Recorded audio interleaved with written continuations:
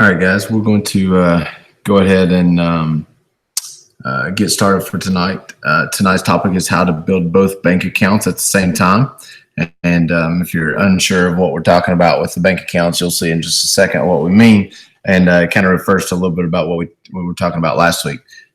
Again, if you have questions at any point during the night, you can send them, just tweet them.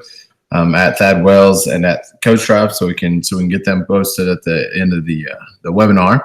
Another thing that we're putting up here today to let you know, we're going to start sending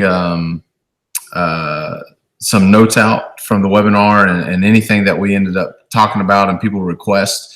If you want to get those things, if you haven't signed up before, if you're getting my emails, you're good. You don't need to do this. But if this is your first time watching, whether you're watching live or you watch a replay on YouTube, you want to go to coachdrive.com and click on Get Notified. You'll see it at the top of the screen and at the bottom of the screen as well. Or you can just scroll down if you're watching on YouTube and click the link with Getting Notified, and it'll have a pop-up that'll come up, and we can share notes from this and anything, any kind of documents or anything that we use, Excel files, all those things.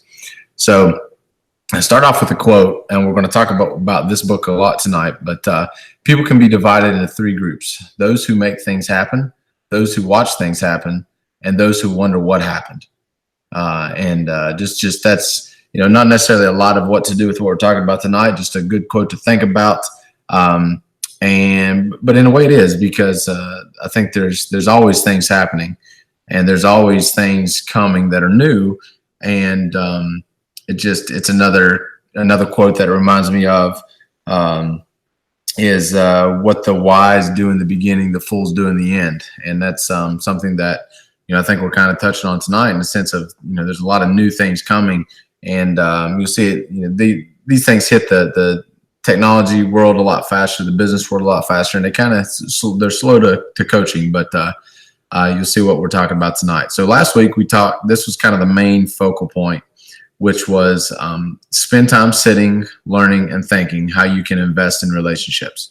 And we talked about anyways, the relationship bank account. And that was essentially the theory of trying to stay in the positive. So if we have a relationship and my bank account's on the left and the person I'm trying to create a relationship with is on the right, we both want to go as high into the bank account as possible with deposits into those relationships, as high in the green as we can. We both want to be giving to each other. And these were some of the examples we talked about in terms of deposits and withdrawals, in terms of creating relationships. And we want to be doing more of the things on the left versus the right. And then what are we really building? This is what we talked about last week, and that was trust. All right. So and then the book that we recommended based off of this it's superb for that with your players and your coaches, but also in what we're going to talk about tonight. We also talked about understanding one of the biggest things to trust is understanding appreciation and self-interest.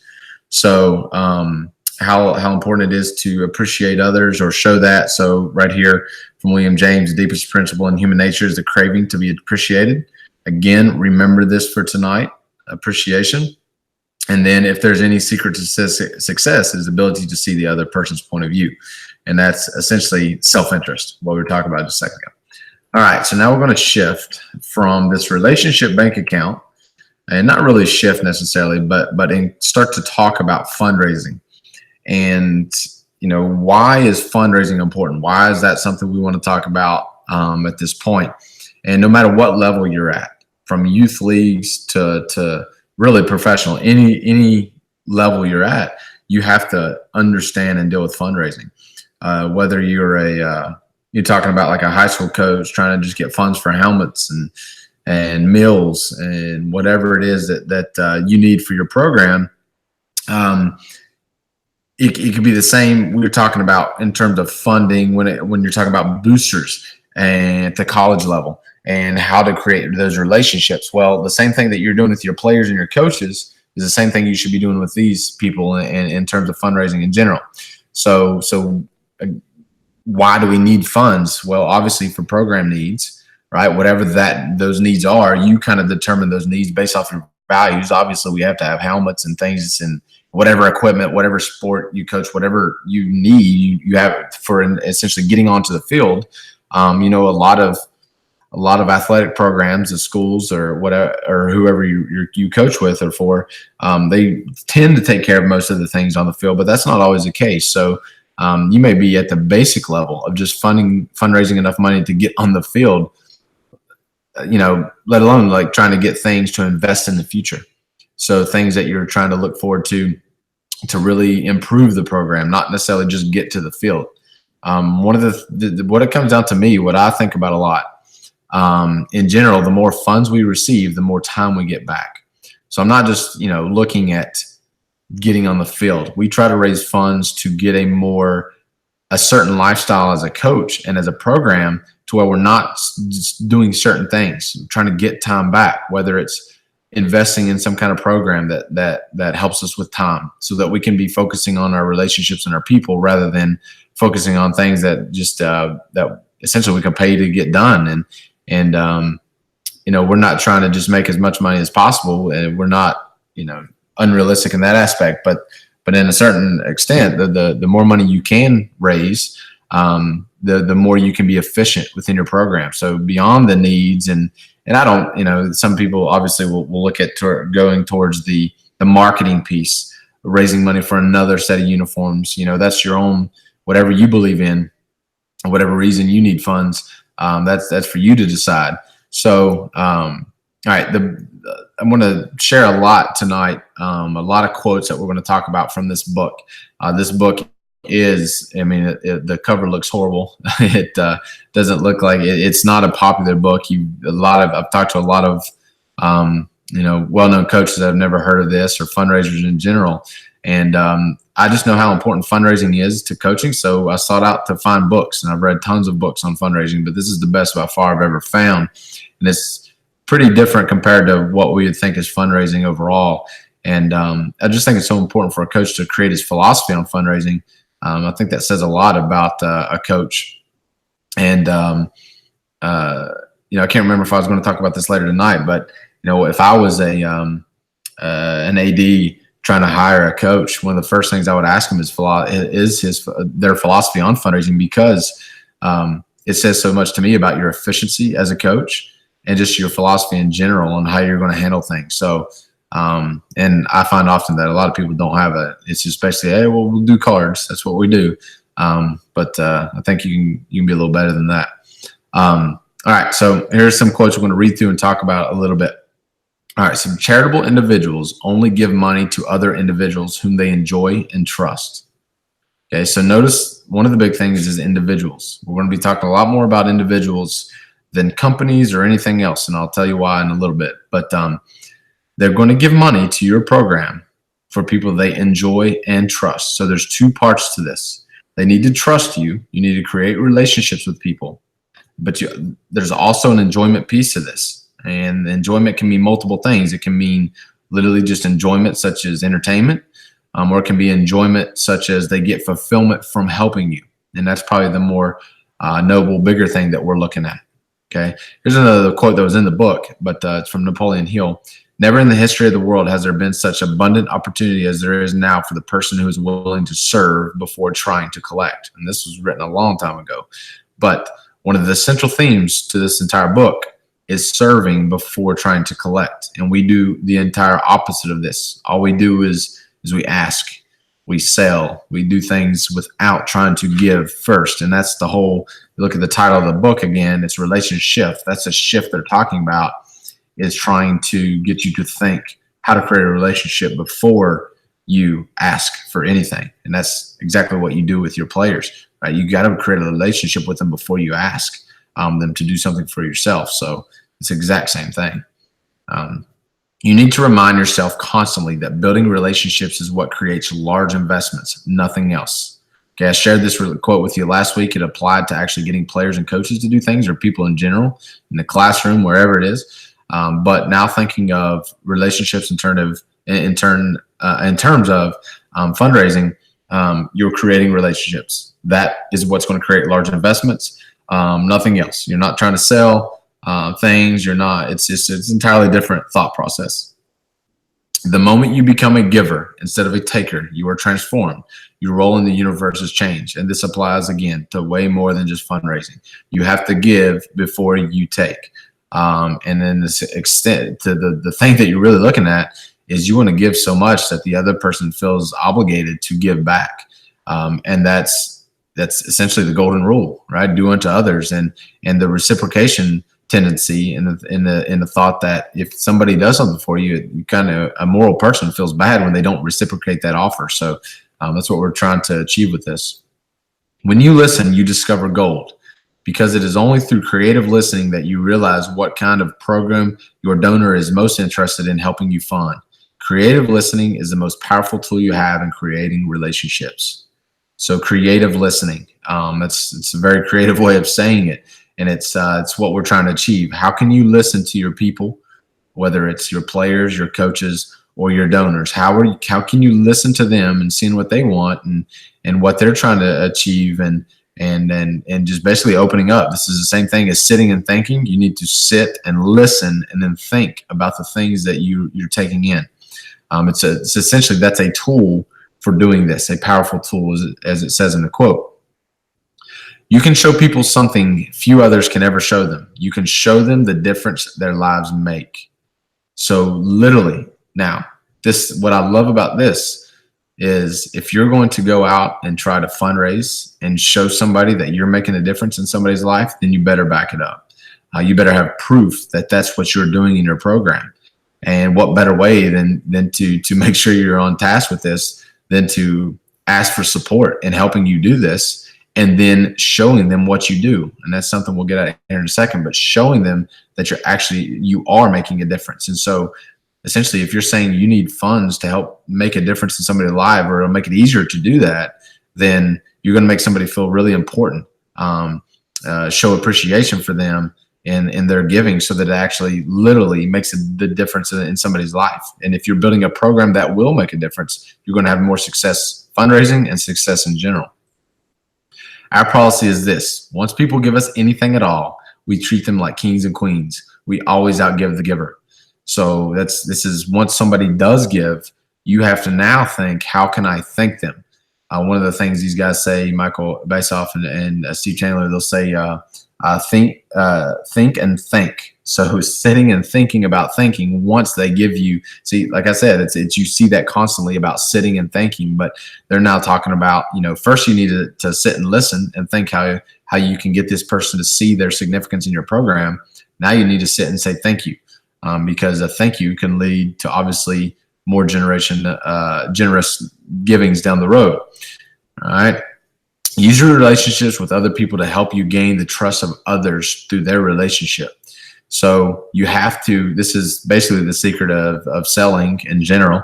If you're trying to, again, I had some players selling, I think I talked about this last week, but I had some players on our team that got in with Cutco and are selling it for basically a side job in school to make some extra money. And if you look through their manual, it's exactly what they do. They use the relationships that they have with the relationships of the person they know. So if I'm trying to solicit help, then I want to use my supporters to create more supporters. You need to use those relationships to build more relationships. It's basically how you magnify what you're trying to accomplish. That's selling in general, but it applies to raising funds for a program at any level. What raises money is a decision made by individual donors to give you very large gifts. That is what you're looking at. You're not looking to nickel and dime. You're not looking to make $20 a pop. You're not looking for just these little things, spending all your energy doing these sales and whatever it is along those lines. It's just an older way of thinking, and just not even an older way. It's just an inefficient way. We're looking for, like I said, individual donors for very large gifts. Outweigh the nickel and diming of small things over time. Knowledge is power in the fundraising business, and we all have an almost infinite amount of knowledge to deliver. If you're a coach of your program, you have an abundant amount of things to talk about, to share with your people, with the community, with your supporters. People, you think about what I can and can't share in terms of support for or in terms of, the competition or whatever that is. But, it's, you can share a lot with your community that makes them feel a piece of it, a part of it, a contributor to it. This is, again, that part of thinking, sitting and thinking about what you know about your team that can be shared with other people in your community. Again, here it is. What kinds of inside information would it be most fun to deliver? So now this is where the enjoyment piece comes to it. So not only do you want to just tell them what's going on within your program, what is the fun part of that? So what could be enjoyable to read about your program? So be thinking of those things, right? People like to associate with a winner. People like to join the hunt.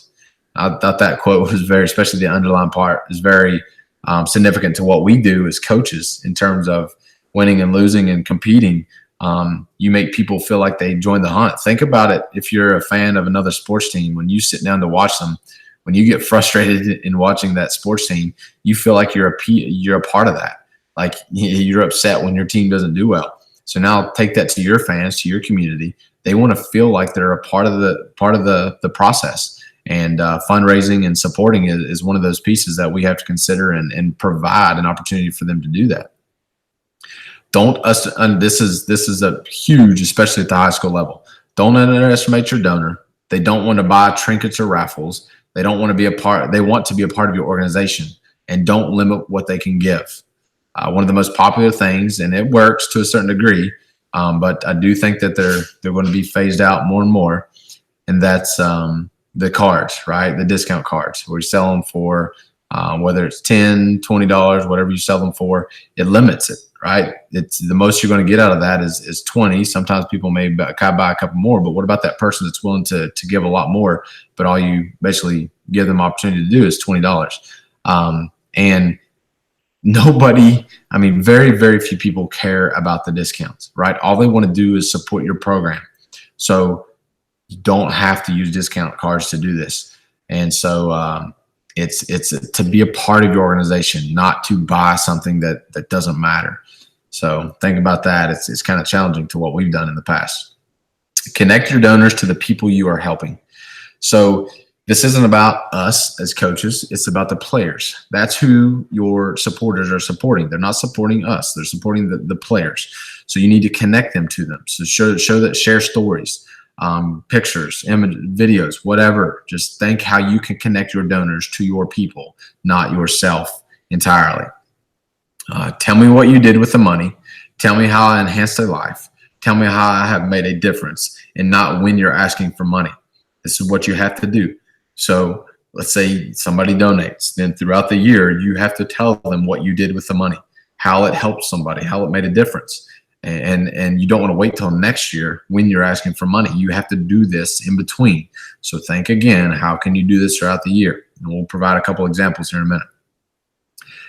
This is an interesting statistic here, a couple anyways. 80% of all money raised comes from individual donors.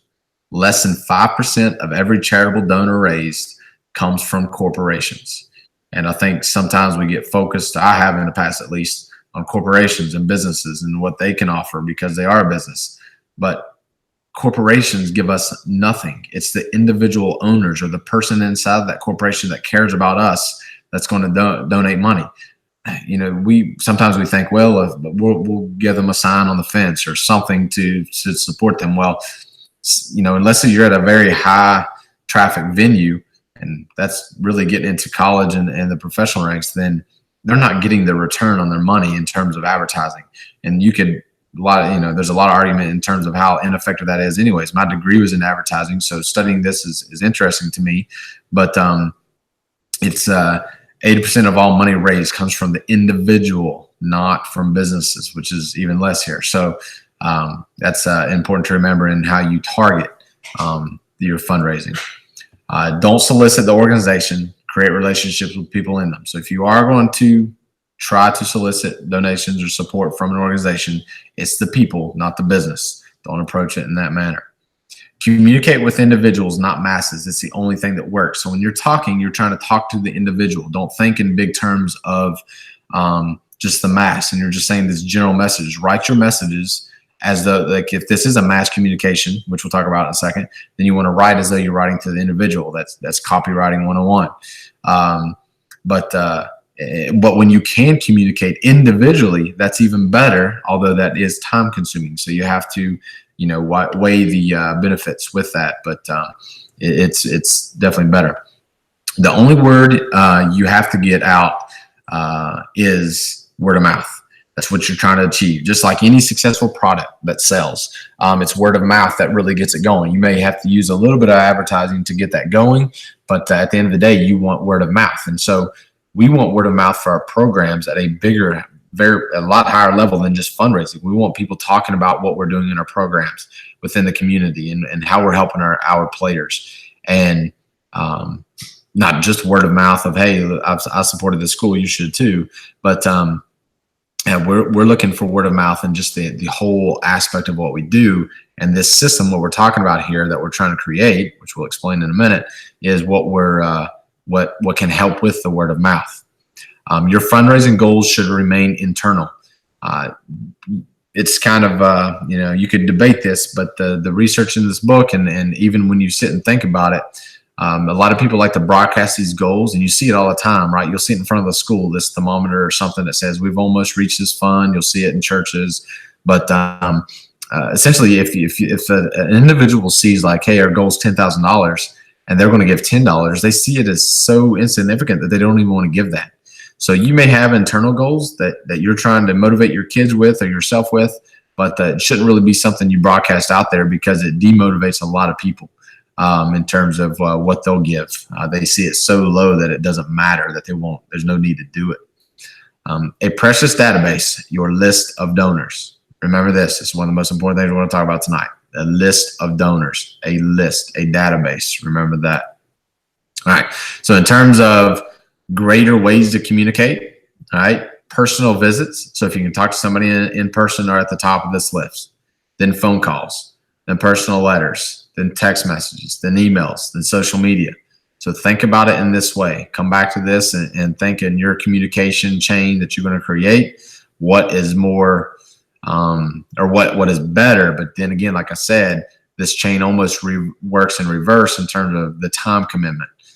You could kind of argue between text and email, which is more personal and better and time consuming, but the others are pretty much, in reverse of time consuming but effective. So always feature people. So in almost everything you do in terms of writing or talking to your supporters, talk about your people, talk about the players. Find a way to recognize good media reporters when they write good things about you. This is a big understatement. And last week we talked a little bit about media, but if you have a reporter or whether it's a newspaper or the radio that says good things about you, find a way to use that, to prop that reporter up, to share that in your social media. But the more you can recognize somebody that's saying good things about you, the higher chance that they're going to continue to say more. And media is just a multiplier. So think of media as a multiplier in getting your word out. And if they're going to write about it, and honestly, you can kind of try to go behind the scenes and help push this along too. So if you create good relationships, you may get some good material to come out. Giving is half emotional and half intellectual. You'll see a lot of things that talk about selling and talking about how it's all emotional. And so there could be a debate with this, but think that there's two sides of this. And some people are more emotional and some people are more intellectual when they give or purchase things. But you really, obviously, balance is key almost in everything in life. So see if you can't appeal to both sides, emotion and intellectual. What great causes do not save lives? Okay, think about that. So you might correlate or think about, the donation programs on TV with talking about animals and showing the saving the life of an animal or an orphanage or something. But you can make the exact same case for your program. If you're building a real program that helps kids, you may literally be saving lives or at least improving lives. And so that's the message you want to get out to your supporters. It's not, hey, we're trying to win games. It's, hey, we're trying to improve the lives of our players. We would love to have your support so that we can do that. So use your intellect to draw parallels to what you do.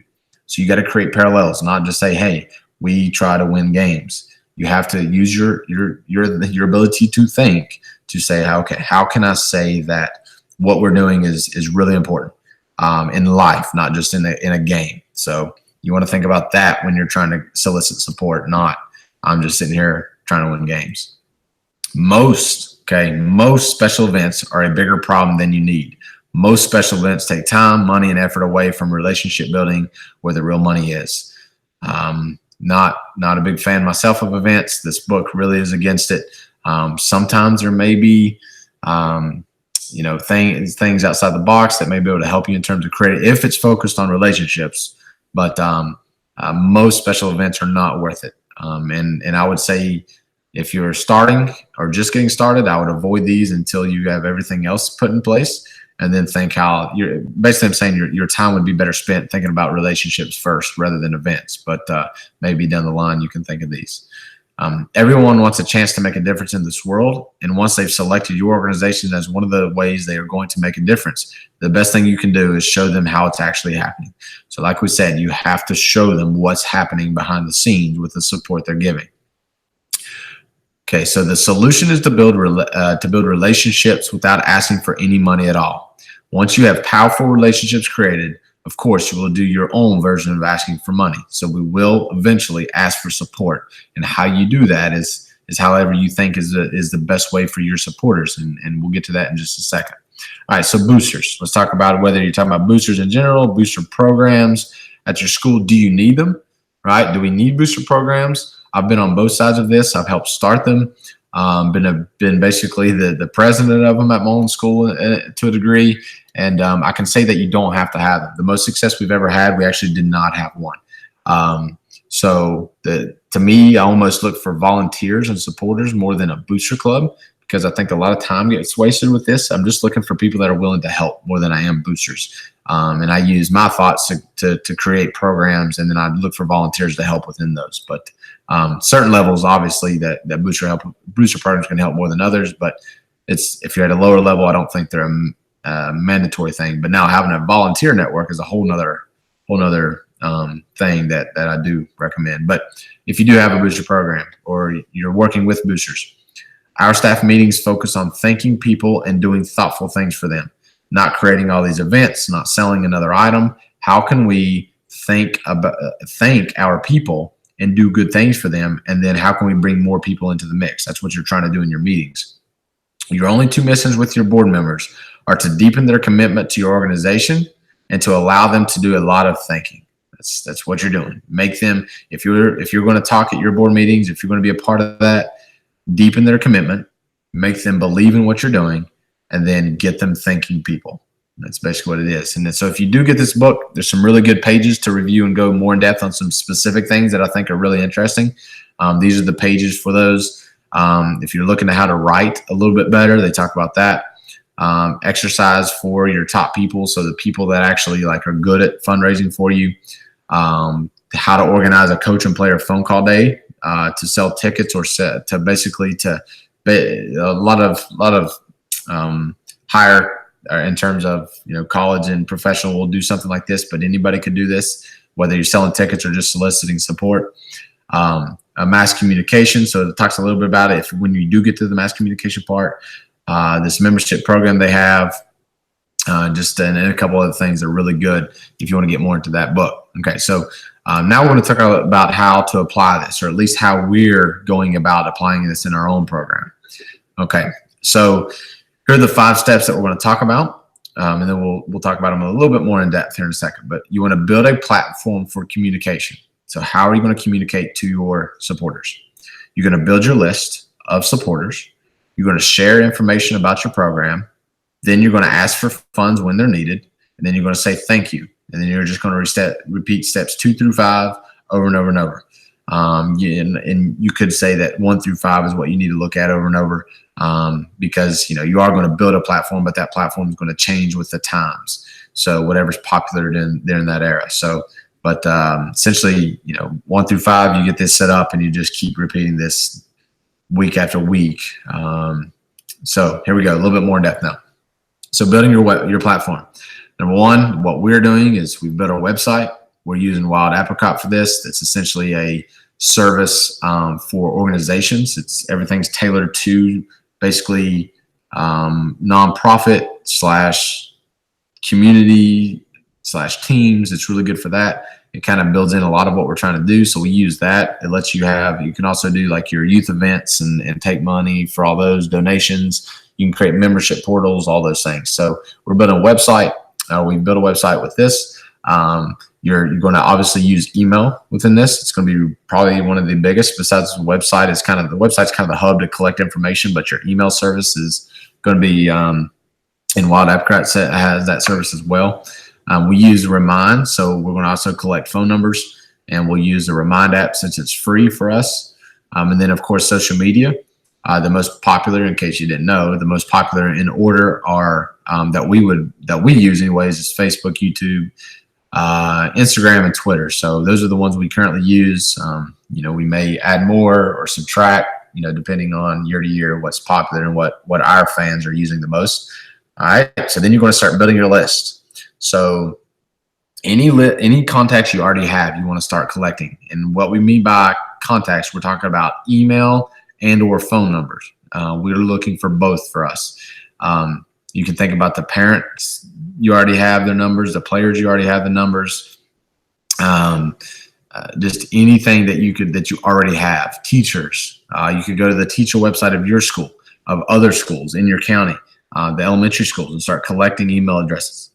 Have your players start collecting contacts. We use Google Forms for most of the way we collect these contacts. We essentially have a form that our players use and that they save on their phones the link to, so they'll go out and basically they're trying to collect contacts. And we use our Pride Point system to encourage them to collect more. We can talk about that at a later time, but they're getting points for all the contacts they get. And the only rule we tell them is that it's got to be somebody that cares about our program and is basically in a position to support in some kind of way. It's just coming to games or financially supporting.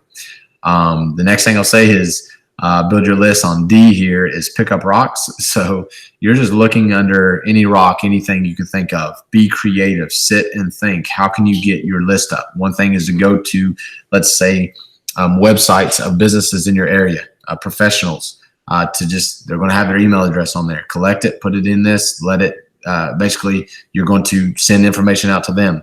So like I said, just sit and think, how can you build your list? There's a lot of creative ways to do that. Then you're going to start sharing information. What we're doing is a weekly newsletter that we email out using, again, the Wild Apricot service. You can use social postings on all your social media platforms. You can create an insider membership. The platform already has that built in. So if you want to create like a membership or something like an insider, like you would see on Rivals or any of those websites where they have paid memberships, you can do that and just share certain things you want to with those people through this paywall, essentially. And then number 4, once you get to that part, you want to ask for money when needed. So when you're asking for money, you want to be specific. You want to say what you're trying to use this money for. Use pictures, videos, audio, rather than just text at this point. You want to, get a video of a player asking or yourself. Obviously, the players are better, letting them say what they're trying to use it for. You want to use your players within this. And you want to make this a conversational request, meaning it's already a part of what you do. So you're sending out a newsletter, and it's just kind of like within that newsletter somewhere you talk about how you're trying to raise money for whatever you're trying to raise money for. So, if you need money for food for the year, then say that. If you need money, whatever you need, be specific on what you're asking for. And you may do a general ask at, let's say, the beginning of the season for a lot of things. And then as things pop up, you may ask specifically. Let's say if a kid needs money to go to camp, then you could say, hey, we've got 10 kids that are looking for support to go to this camp.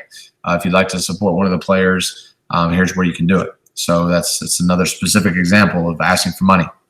And then you want to say thank you to each individual in a personal way when at all possible. If not, you just send out a generic email to everybody that supported if it's a major fundraising effort. But if it's just an individual donor that sent you something, then if you can give a personal thank you, like I said, in person is the best. That can be hard. Then you go to phone phone conversations to letters to emails. Be able to say thank you. So also within this book, there's a couple things I just real quick want to talk about that really apply to life, that are really big, that really changed my mindset on some things and really opened my eyes. And the first quote here is, "Money is more than money. Money represents that donor's life work." When I read that, it almost instantly changed my perspective of money in life. And my wife and I have always been trying to get better and better at budgeting and saving money and looking towards the future. And being a coach, you're constantly, motivated to build a program. And so finances aren't always at the top of your mind. And we've gotten better, and we're getting better, and we're getting our programs in place and our automatics in terms of everything and investing and all that. But when I read that quote, it just flipped my mind entirely. So if you think about it like that money is more than money. Okay, it represents a donor's life work. So don't think about that. Think about you. Your money represents your life work. So what you do day in and day out, basically just think about the old bartering system. Like essentially you traded your work for somebody else's work to survive. Instead today, right, we're giving money. We're getting money for the work we do. So essentially the money we have is a direct representation of the energy that we put out in our life's work. So if you basically take a calculator out and do the math on how much you get an hour, not how much you actually, I'm talking about after taxes, after health insurance, after everything. So how much do you actually get per hour to use? Then you figure out, well, wow, like this is how many hours I work in a day, and this is how much money I have. And now if I go out and buy this silly thing, then I literally just traded 2 hours of my life for that. And it makes you completely think of how what you should be spending your money on.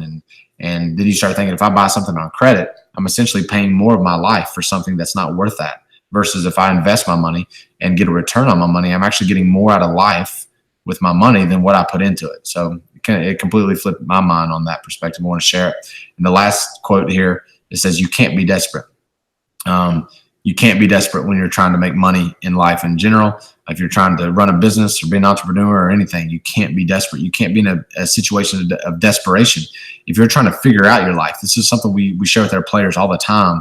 And I'm so happy to see this in this book, is if you get in a point of desperation, then you're just going to take the first life choice that comes in front of you to pay the bills. So if you get married and have a kid before you figured out life, like it makes it a lot harder. So, or if you have a kid in high school, then you're going to get in a different mode. You're not going to have the time and the freedom to really look at life and decide what you're going to do. So if you get in debt, if you get all these student loans for college, like as soon as you get out, you're not going to have time to explore life and figure out what you want to do. You'll be in desperation mode. You got to pay the bills. And so, it's so important. We tell our players all the time, you can't get into desperation mode. It's the same thing on the field, right? If you get into desperation mode, things change and you have to take a lot more risk than you want to. All right. So, like I said, we'll share some of these things. Like every week after the webinar, we'll send things out. If you're not getting our emails, then you can go here, get notified at coachtribe.com, or just scroll down in the description box here on YouTube, and you can get that. Next week, going to have a really interesting one. I've talked about this a little bit with other people and at other clinics. It's usually one of the most popular things I talk about. And this will be a little bit more specific to high school programs, but how we eliminate high school football programs, especially how we eliminated weekend meetings and Monday practices. It's very different, and I think a lot of people will be very interested in that, and how we did that, how we essentially gained a lot of time and freedom, especially with our families if you're in that situation. So, all right, so. Just had a question for those that are still on here. I had a question regarding how we set up how we get our players involved with this a little bit more in terms of fundraising and what we do. Like I said, we start off with essentially a Google Forms document that we create, and then we get the link to the players. We put it on our website so that they have an easy place to find it, and we do something kind of unique with this. We really put three things together. So we have our Pride Point system, which is essentially the system we use to get our players extra points to basically they get their uniform number, their job for the year that we give out. They eat in line according to this point total. So we give out points for these things. And one of the things we do is community service to help with that. So what we ask our players to do is literally go to anybody in the community that your family feels comfortable with you going to and asking them if you can do something for them.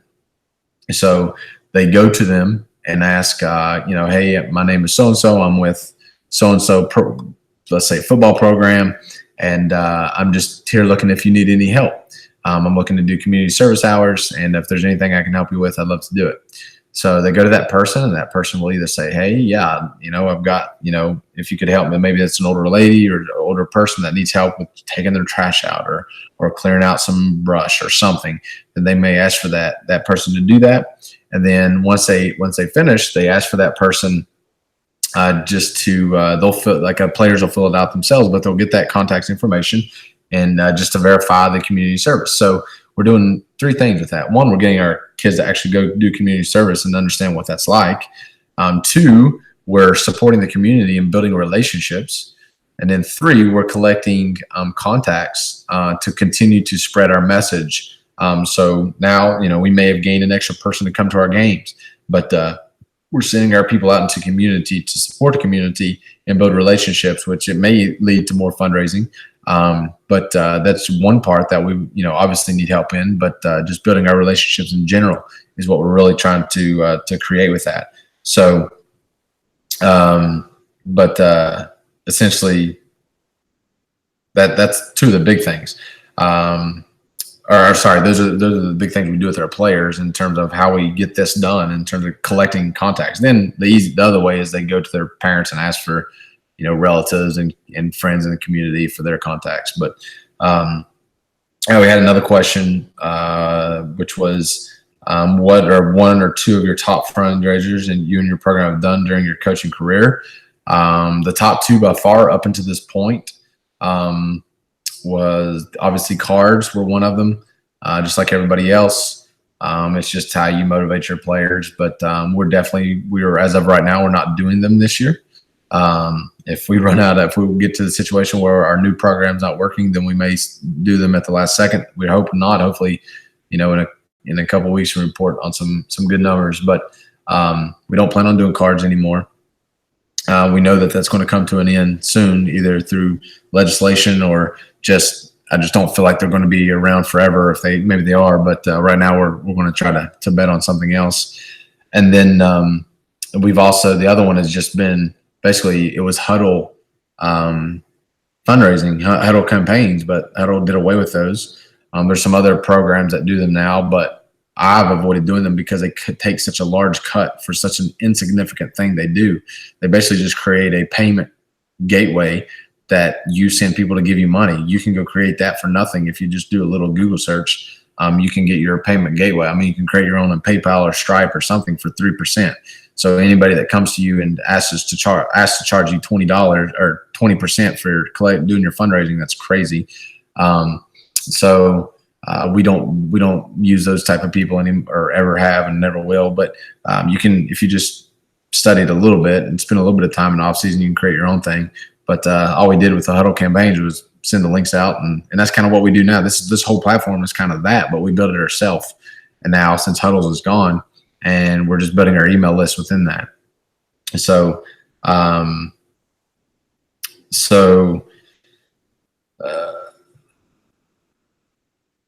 see if you have any other questions.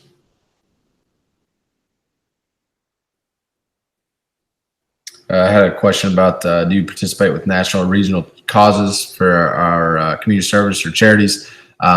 We actually have a couple that we're looking at right now. So we haven't made a decision with that, but yes, we do look for things.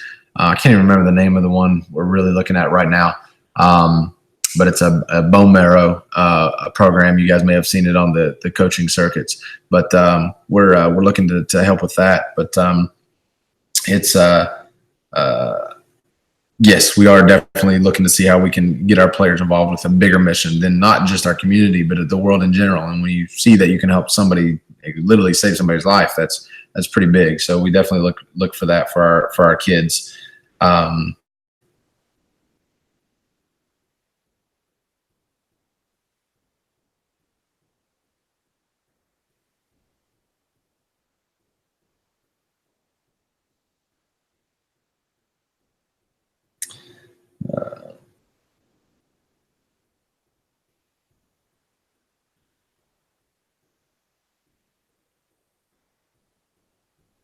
Let's see. We just had a question.